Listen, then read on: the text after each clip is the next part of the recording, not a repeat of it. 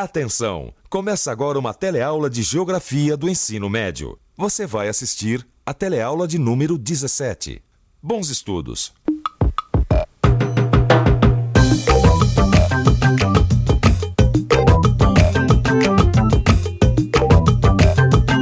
Olha só onde eu tô, no Jardim Botânico de São Paulo. Eu adoro ficar andando por aqui e observar a natureza. Aliás, eu adoro a natureza. E é por esse motivo e por outros também que eu sempre quis ser geógrafa. Aqui nesse bosque a gente percebe que existe uma relação complexa entre os processos físicos, biológicos e humanos. A gente percebe que todos os elementos dessa paisagem se relacionam. Na teleaula de hoje você vai ver que os sistemas ecológicos são subconjuntos da biosfera e os geossistemas são unidades de estudo geográfico que relacionam os componentes naturais e sociais das diferentes paisagens.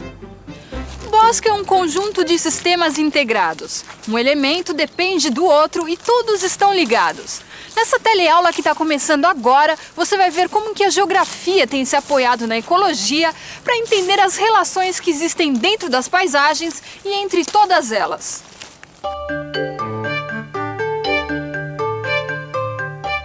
Por que devemos descobrir as ligações dos processos naturais e tratar essas interações como parte de sistemas?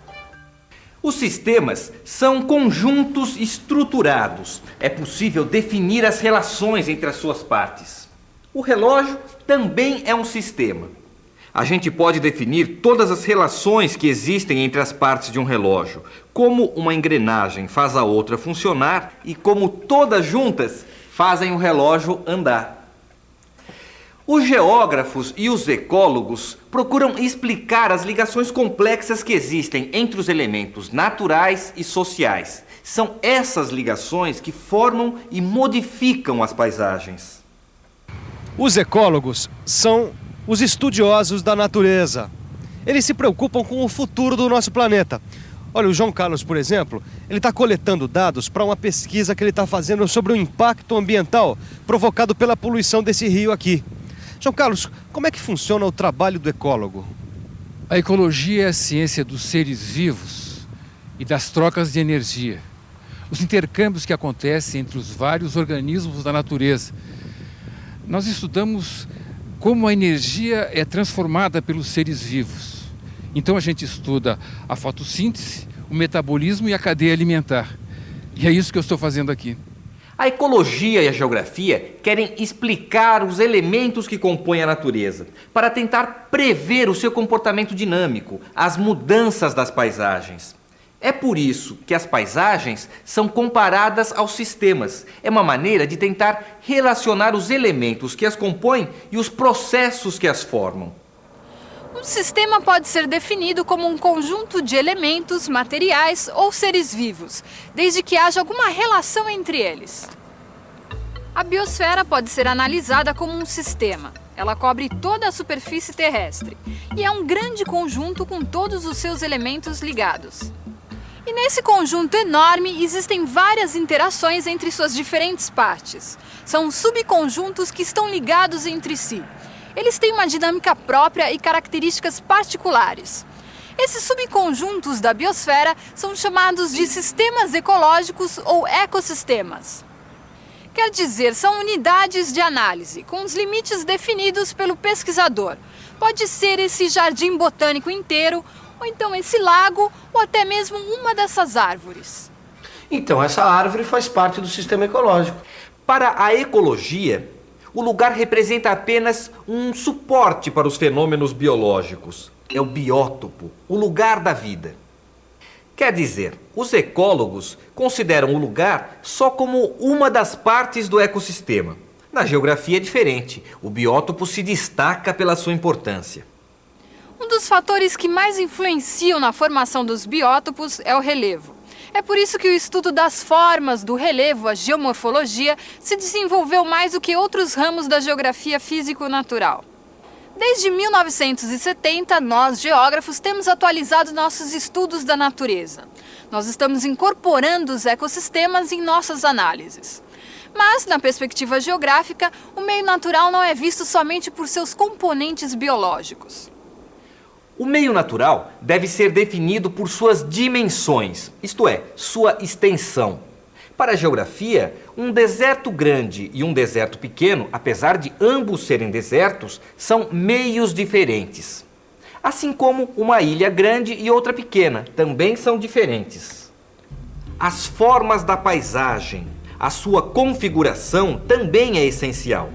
É a maneira que a gente tem para avaliar sua simetria, regularidade, espessura e orientação. Quer dizer, a partir da sua configuração, a gente pode observar a quantidade de plantas e de árvores, como elas estão dispostas e de que tipo são.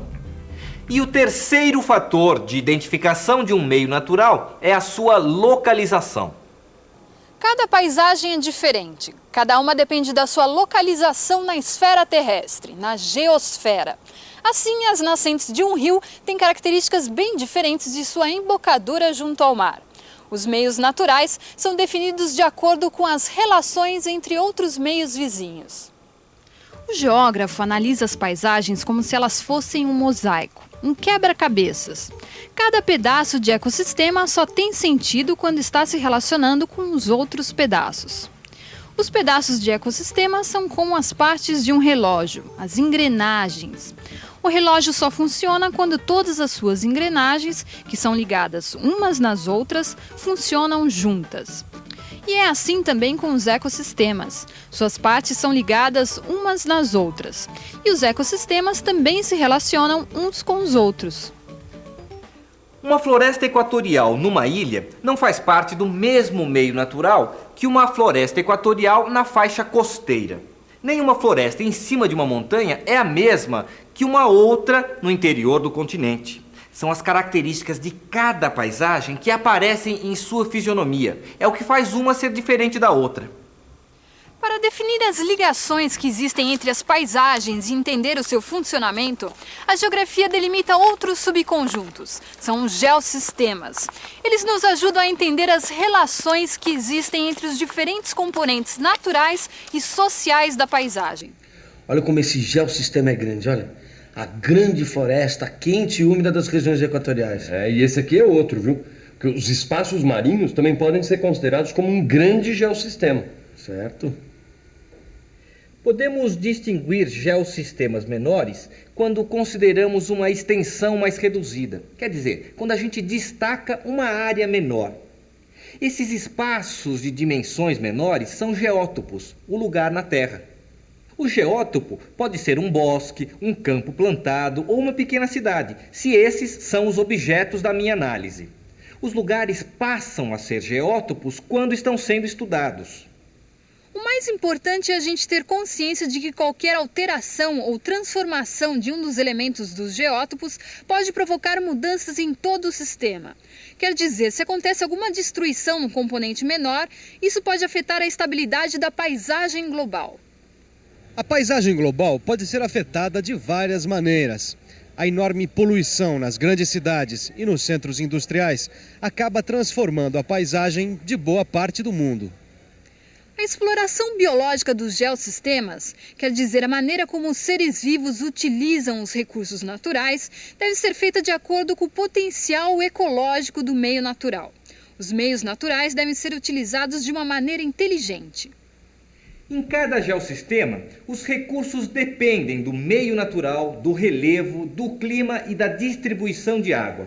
É o potencial ecológico, que deve ter a sua vegetação, o solo e a fauna explorados de maneira equilibrada. A ação humana, também chamada de ação antrópica, é fundamental nos geossistemas. Somos nós que estabelecemos a relação mais importante entre o potencial ecológico e a exploração biológica. E é por isso que nós temos que fazer uma análise integrada entre a natureza e a sociedade humana. A classificação em geossistemas ajuda a compreender os processos que ocorrem na superfície da Terra, e o seu estudo engloba fatores econômicos e sociais.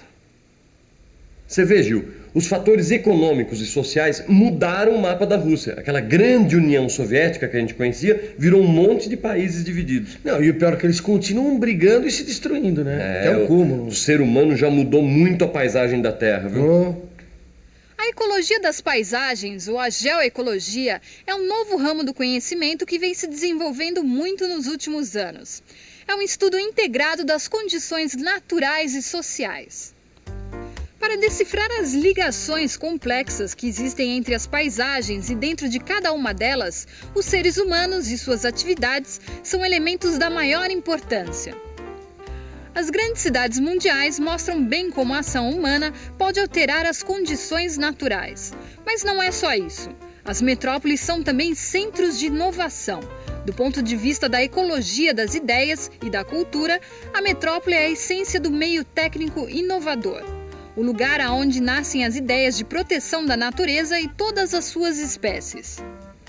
É muito fácil definir uma metrópole como cidade grande de funções múltiplas e com uma estrutura urbana bem caracterizada, metrópole central, metrópole intermediária, metrópole externa, fatos que podem ser observados em qualquer grande cidade brasileira. Mas, via de regra, a gente esquece de falar do papel da metrópole em termos culturais, em termos de sua influência vitalizadora, potencializadora do processo civilizatório. As cidades grandes, as áreas metropolitanas, têm um conjunto de universidades, têm bibliotecas mais diversificadas e mais modernizadas, e tem na sua área central uma tendência para copiar ou inovar dentro das tecnologias disponíveis. São Paulo, por exemplo, tem uma avenida no espigão central que divide os dois vales, do Tietê e do Pinheiros, que não fica nada a dever a nenhuma avenida do mundo, né? Só que o significado social e econômico dessa avenida significa mundialização. Ali estão os bancos de todas as partes do mundo competindo entre si dentro do plano econômico e financeiro. E ali também está toda uma população que encontra trabalhos dentro das suas profissões. As duas coisas mais sedutoras que a cidade apresenta, tanto para a pobreza quanto para a classe média e para as pessoas que vêm da rede urbana que fica sob o controle da cidade, são, em primeiro lugar, a sedução do aumento do tempo de participação do cidadão na vida da cidade. À noite, prossegue o dia através de novas funções na cidade grande e na área metropolitana, enquanto que os pobres procuram a cidade grande por causa do trabalho e, infelizmente, vão se acantonar em espaços opressores de favelas. Se pudesse, a favela gostaria de estar na Praça da Sé. Não está na Praça da Sé, mas os pobres que migraram do desesperante espaço opressor das favelas, as crianças e os menores abandonados transitam pelas praças mais tradicionais das cidades grandes, o que é uma coisa dramática. A percepção de todos esses fatos nos conduz a uma ideia central do ponto de vista cultural.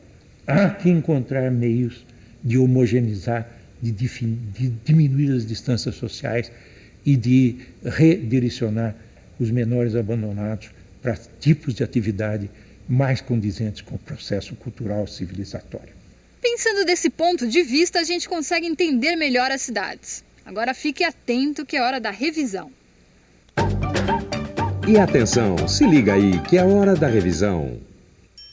Na teleaula de hoje, você viu que sistema é um conjunto de elementos, materiais ou seres vivos, se podemos encontrar ou definir alguma relação entre eles. Aprendeu que os sistemas ecológicos ou ecossistemas são subconjuntos da biosfera. Eles estão em contato entre si e foram definidos a partir das relações entre os seus seres vivos. Você viu que os geossistemas são unidades de análise geográfica com relações estabelecidas entre os componentes naturais e sociais da paisagem. E por último, você viu que através dos geossistemas é possível uma análise integrada entre a natureza e a sociedade humana. Depois de perceber que a cidade também é um centro de inovações, deu até vontade de dar um passeio e respirar um pouco as ideias, a cultura. Você também estude, faça os seus exercícios e depois vai dar uma volta pela sua cidade. Até logo mais!